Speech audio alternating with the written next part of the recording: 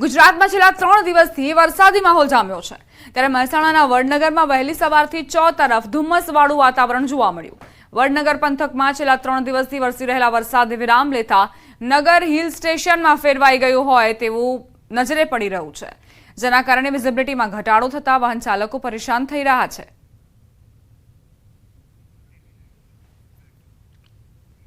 સાબરકાંઠા જિલ્લાના વાતાવરણમાં અચાનક પલટો આવતા ધુમ્મસભર્યું વાતાવરણ જોવા મળ્યું। હિંમતનગર સહિત ગ્રામ્ય વિસ્તારમાં ધુમ્મસ છવાતા વિઝિબિલિટીમાં ઘટાડો જોવા મળ્યો। અચાનક વાતાવરણમાં પલટાની સાથે ધુમ્મસ આવતા વાહન ચાલકોને હાલાકી ભોગવવી પડી।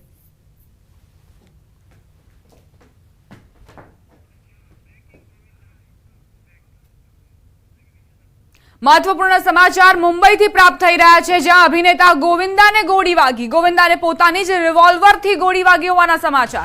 મિસફાયર થતા આકસ્મિક રીતે તેમને પગમાં ગોળી વાગી। સારવાર માટે ગોવિંદાને હોસ્પિટલ ખસેડવામાં આવ્યા છે। તો અભિનેતા ગોવિંદા જેમને મિસફાયર થતા જ પોતાની જ ગોળી વાગી હોવાના સમાચાર પ્રાપ્ત થયા છે। અત્યારે તેઓ ઈજાગ્રસ્ત છે। તાત્કાલિક તેમને હોસ્પિટલમાં સારવાર માટે ખસેડવામાં આવ્યા। પોતાની જ રિવોલ્વરથી તેમને ગોળી વાગી છે તેવા અહેવાલ છે। મિસફાયર થતાં જ આકસ્મિક રીતે તેમને પગના ભાગે ગોળી વાગી અને તેઓ ઈજાગ્રસ્ત થઈ ગયા। તાત્કાલિક હોસ્પિટલ તેમને લઈ જવામાં આવ્યા, જ્યાં અત્યારે તેમની સારવાર ચાલી રહી છે।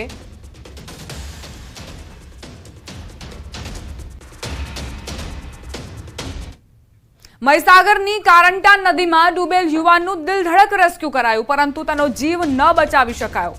હાડોડ જૂના બ્રિજ ઉપર પાણીના તેજ પ્રવાહમાંથી લુણાવાડા નગરપાલિકાની ફાયર ટીમે મૃતદેહને મહા મહેનતે બહાર કાઢ્યો। હાડોડ જૂના બ્રિજ પર 46 મીટર એંગલ ઉપર યુવકનો મૃતદેહ ફસાયો હતો। કારંટામાં ડૂબેલા યુવાનનો મૃતદેહ લાંબી શોધખોળ બાદ 25 થી 27 કિલોમીટર દૂરથી મળી આવ્યો।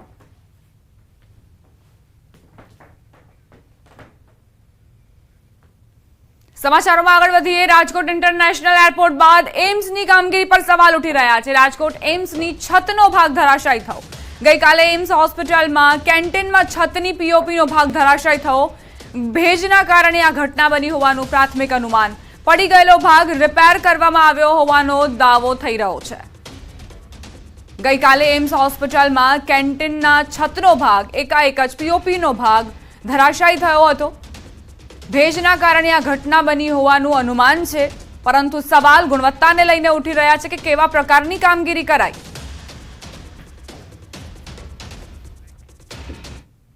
સમાચાર અમદાવાદથી પ્રાપ્ત થઈ રહ્યા છે, જ્યાં કાપડના ગોડાઉનમાં ભીષણ આગ લાગી।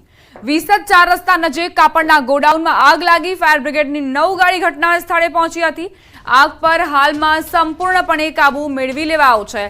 2.5 કલાકની જહેમત અને ત્યારબાદ આગ કાબૂમાં આવી નિયંત્રણમાં આવી। કાપડના ગોડાઉનમાં આગ લાગતા જ તેણે વિકરાળ સ્વરૂપ ધારણ કર્યું હતું, પરંતુ તાત્કાલિક ફાયર વિભાગને જાણ કરવામાં આવી અને તેમણે યુદ્ધના ધોરણે કામગીરી કરી આગ પર નિયંત્રણ મેળવ્યું। અમદાવાદના વિસદ પાસે કાપડના ગોડાઉનમાં આગની ઘટના બની છે અને હું સીધા દ્રશ્ય આપને બતાવીશ કે આપ જે જોઈ શકો છો યુનાઇટેડ 18 કંપનીનું આ ગોડાઉન છે, કાપડનું ગોડાઉન છે ને વહેલી સવારે આગની ઘટના બની હતી। 3 માળનું જે આ કાપડનું ગોડાઉન છે ને તેમાં આગની ઘટના બનતા ફાયર બ્રિગેડને જાણ કરવામાં આવી હતી અને ફાયરના અધિકારીઓ અને ફાયરના જવાનો જે તે ઘટના સ્થળ પહોંચ્યા હતા। અત્યારે આગ બુઝાવવાની કામગીરી જે છે તે ચાલી રહી છે। અનિરુદ્ધ ગઢવી જે છે કે જેઓ ફાયર ઓફિસર છે ને તેઓ આપણી સાથે છે। સાહેબ, આ કઈ કંપની છે અને કેટલા વાગે આગ લાગી હતી, શું છે ઘટના? અમદાવાદ ફાયર કંટ્રોલ રૂમને 7:14 ચાંદખેડા ફાયર સ્ટેશન કંટ્રોલ રૂમને જાણ કરી કે યુનાઇટેડ 18નો ગોડાઉન વિસદ ડીમાર્ટની પાછળના ભાગમાં આ રીતની આગની ઘટના છે। તાત્કાલિક ટીમ રિસ્પોન્સ થયા બાદ તાત્કાલિક જ બીજી અન્ય જે જરૂર પડે એ પ્રમાણે વ્હીકલ મંગાવી હાલ 9 વ્હીકલ ટોટલ કામગીરીમાં ચાલુ છે। 48 જેટલા જવાન છે અને 3 અધિકારી તથા અન્ય ટીમો પણ સિવિલ ડિફેન્સની મદદની અંદર છે। યુનાઇટેડ 18નું કાપડનું ગોડાઉન હતું, જેમાં આગ હતી। આગનું કારણ હજુ જાણવા મળેલ નથી। અચ્છા સાહેબ, આ 3 માળનું બિલ્ડિંગ છે, 3 માળના બિલ્ડિંગમાં આ કાપડ ભરેલું હતું અને બેઝમેન્ટ પ્લસ 3 માળનું હતું। એ 3માં બધામાં કાપડ જ ભરેલું છે। ઉપરના માળે ગેસ સિલિન્ડર હતો, જે અમે સુરક્ષિત રીતે બહાર કાઢેલ છે। બાકી કાપડનું જ ગોડાઉન હતું ટોટલ, અને કાપડના ગોડાઉનમાં બેઝમેન્ટમાં આગ પકડાવાના કારણે ઉપર સુધી ફ્લેમ જતા તમામ જગ્યાએ જે માલ સામાન બચી શક્યો હતો એ બધો માલ સામાન બહાર કાઢીને પ્રિવેન્ટ કરેલ છે। અચ્છા, ઘટના બની ત્યારે કોઈ અંદર હતું કે કોઈ જાનહાનિ થઈ હોય કે કોઈ ઘાયલ થયું હોય? જાનહાનિ કોઈ નથી થઈ।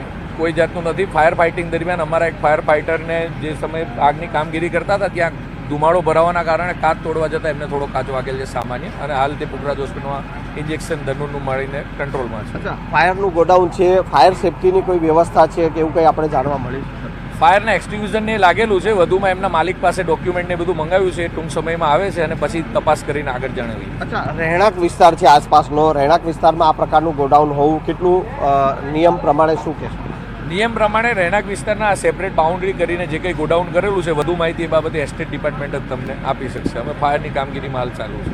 ઓવરઓલ ફાયર અત્યારે આગ જે છે તે કાબૂમાં છે? આગ અંદાજિત 2.5 કલાકથી અમે ટોટલ કંટ્રોલમાં કરી છે. હજુ 2 કલાકમાં કુલિંગની કામગીરી થઈને ટોટલ કંટ્રોલમાં આવી જશે. Thank you very much. આ હતા અનિરુદ્ધ ગઢવી સાહેબ, અને જે પ્રકારે આગની જે ઘટના બની છે કાપડના ગોડાઉનમાં, આગ પર કાબુ મેળવી લેવાયો છે, પરંતુ હાલ કુલિંગની પ્રક્રિયા ચાલુ હોવાનું તેઓએ જણાવ્યું છે. સમાચાર રાજકોટથી, જ્યાં દેશી દારૂનું કારખાનું ઝડપાયું. સોસાયટીમાં આ કારખાનું ધમધમતું હતું. માંડા ડુંગર વિસ્તારમાં પીઠાડ આઈ સોસાયટીમાં ધમધમતું હતું દેશી દારૂ બનાવવાનું કારખાનું. અલગ અલગ ફ્લેવરમાં દેશી દારૂના પાઉચ બનાવવામાં આવતા હતા. ઓરેન્જ અને વરિયાળી ફ્લેવર્સનો દેશી દારૂ બનાવાતો હતો. પીસીબીએ દરોડો પાડીને મહેશ કરમશી ડાભી નામના શખ્સની ધરપકડ કરી છે. તો ગાંધીના ગુજરાતમાં દેશી દારૂ બનાવવાનું કારખાનું ઝડપાયું છે. સંવાદદાતા હાર્દિક જોડાઈ ગયા છે વધુ જાણકારી સાથે. હાર્દિક, શું આખી ઘટના અને દેશી દારૂના અડ્ડાઓ જે ધમધમી રહ્યા છે, વધુ તેનો એક પુરાવો?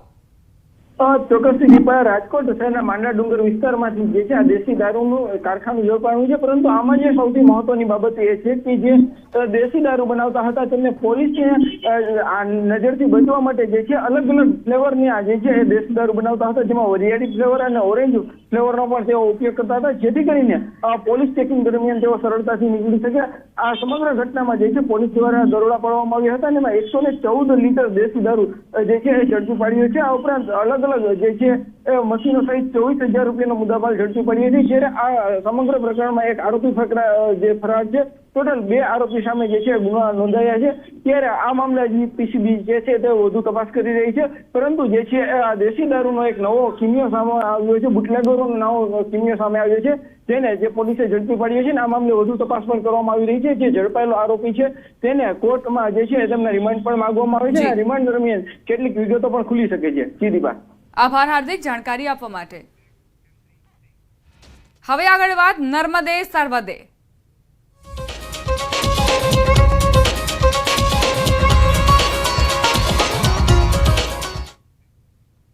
નર્મદા ડેમ સિઝનમાં પ્રથમવાર 100% ભરાયો. ડેમ મહત્તમ સપાટી 138.68 મીટર સુધી છલોછલ ભરાયો છે.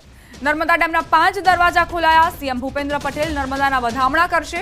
બપોરે 12:39 કલાક બાદ સીએમ ભૂપેન્દ્ર પટેલ નર્મદાના વધામણા કરશે. સીએમ આજે 11:45 કલાકે કેવડિયા હેલિપેડ પર પહોંચશે. હેલિપેડથી બાય રોડ સરદાર સરોવર સુધી પહોંચશે. નર્મદા ડેમના વધામણા બાદ ડેમના 12થી વધુ દરવાજા ખોલવામાં આવશે.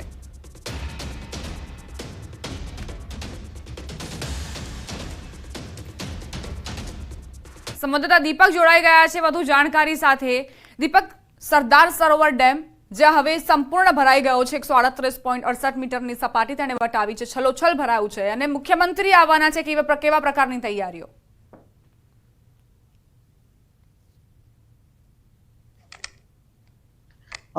ખાસ વાત કરીએ તો જે સરદાર સરોવર નર્મદા ડેમ છે, નર્મદા ડેમ સિઝનમાં પ્રથમવાર તેની મહત્તમ સપાટી પાર કરી ચૂક્યો છે, જેની મહત્તમ સપાટી 138.68 મીટર છે. એટલે કહી શકાય કે જે ગઈકાલે જ આપણે બતાવ્યું હતું કે આવતીકાલે નર્મદા ડેમ છે જેની મહત્તમ સપાટી પાર થશે, ત્યારે આજે આ મહત્તમ સપાટી પાર કરી ચૂક્યો છે. અને આ મહત્તમ સપાટી પાર કરતા આજે નર્મદા ડેમના વધામણા કરવા રાજ્યના મુખ્યમંત્રી ભૂપેન્દ્ર પટેલ આવી રહ્યા છે, જેની તૈયારીઓ પૂર્ણ કરી દેવામાં આવી છે. 11:45 કલાકે જે ભૂપેન્દ્ર પટેલ જે છે મુખ્યમંત્રી જેવો કેવડિયા હેલિપેડ ખાતે ઉતરશે અને હેલિપેડ ખાતેથી સીધા રોડ માર્ગે જેઓ નર્મદા ડેમ પહોંચશે અને 12:39 મિનિટે જેઓ નર્મદા ડેમના વધામણા કરવા જશે. આ વધામણામાં જે બ્રાહ્મણો છે બ્રાહ્મણો પણ ઉપસ્થિત રહેશે. મોટી સંખ્યામાં જે અહીંના અધિકારીઓ છે તે ઉપસ્થિત રહેશે. અને ખાસ વાત કરીએ તો જે મા નર્મદા છે, મા નર્મદાના જે ઉપરવાસમાં મોટી સંખ્યામાં જે પાણીની આવક થઈ રહી છે, જે પાટલો વિસ્તાર કેચમેન્ટ વિસ્તાર ગણવામાં આવે છે, આ કેચમેન્ટ વિસ્તારમાંથી મોટી સંખ્યામાં હાલ પણ પાણી આવી રહ્યું છે. અને આ ન્યૂઝ 18 ગુજરાતી પર આપણે ન્યૂઝ 18 ગુજરાતી પર એક્સક્લુઝિવ દ્રશ્ય બતાવી રહ્યા છે કે હાલ જેની સપાટી જે છે એ નર્મદા ડેમની સપાટી છે 138.68 મીટરે સંપૂર્ણપણે ભરાઈ ચૂકી છે, જેને લઈ હાલ જે વધામણાની તૈયારીઓ પૂર્ણ કરી દેવામાં આવી છે. એટલે જે કહી શકાય કે 2017માં પ્રથમવાર જે નર્મદા ડેમ છે, જે આપણા જે પ્રધાનમંત્રી નરેન્દ્ર મોદી છે, જેઓએ વધામણા કર્યા હતા, અને ત્યારબાદ હવે લગભગ 6 વર્ષ પૂર્ણ થયા બાદ 6 વર્ષથી આ સતત જે નર્મદા ડેમ છે જે ઓવરફ્લો થતો આવ્યો છે અને એને મહત્તમ સપાટી વટાવતો આવ્યો છે. એટલે આ 2024માં પણ આજે 1 ઓક્ટોબર છે, અને 1 ઓક્ટોબરના રોજ જ આજે સંપૂર્ણ રીતે ભરાતા રાજ્યના મુખ્યમંત્રી ભૂપેન્દ્ર પટેલ દ્વારા વિધિવત રીતે જે વધામણા જે મા નર્મદાના કરવામાં આવશે. ખાસ કહી શકાય કે જે વધામણા બાદ જે નર્મદા ડેમ સંપૂર્ણ રીતે ભરાયેલો છે તેના 10 થી 12 ગેટ ખોલવામાં આવશે, અને 10 થી 12 ગેટ ખોલાતા જે નદી કાંઠે જે વિસ્તારોના 42 જેટલા ભરૂચ, નર્મદા અને વડોદરાના ગામો છે એમને એલર્ટ કરવામાં આવ્યા છે. કારણ કે નર્મદા ડેમ સંપૂર્ણ ભરાયા બાદ જેના 10 થી 12 ગેટ ખોલાશે, લગભગ 1 મીટર જેટલા ખોલાતા 50 થી 70 હજાર ક્યુસેક પાણી છોડવામાં આવશે. એટલે હાલ કહી શકાય કે જે નર્મદા ડેમ છે જેને સંપૂર્ણ રીતે ભરાતા એના વધામણાની તૈયારીઓ પૂરી કરી દેવામાં આવી છે. અને 12:39 મિનિટે રાજ્યના મુખ્યમંત્રી જે છે ભૂપેન્દ્ર પટેલ જેઓના હસ્તે મા નર્મદાને ચુંદડી અને નાળિયેર અર્પણ કરી વધામણા થશે. જી આભાર દીપક, જાણકારી આપવા માટે. આગળ પણ અપડેટ્સ લેતા રહીશું. અમરેલી ખાંભા ગીર પંથકમાં ભારે વરસાદના પગલે રાયડી ડેમ ફરી છલકાયો. રાયડી ડેમના 2 દરવાજા 1-1 ફૂટ ખોલવામાં આવ્યા. નાના બારમણ, મોટા બારમણ, ચોતરા, મીઠાપુર, નાગેશ્રીને એલર્ટ કરાયા. ડેડાણ, ત્રાકુડા, ભૂંડડી, મોટા બારમણ સહિતના ગામોમાં પણ વરસાદ. સતત બીજા દિવસે વરસાદથી ખાંભાનો રાયડી ડેમ છલકાયો.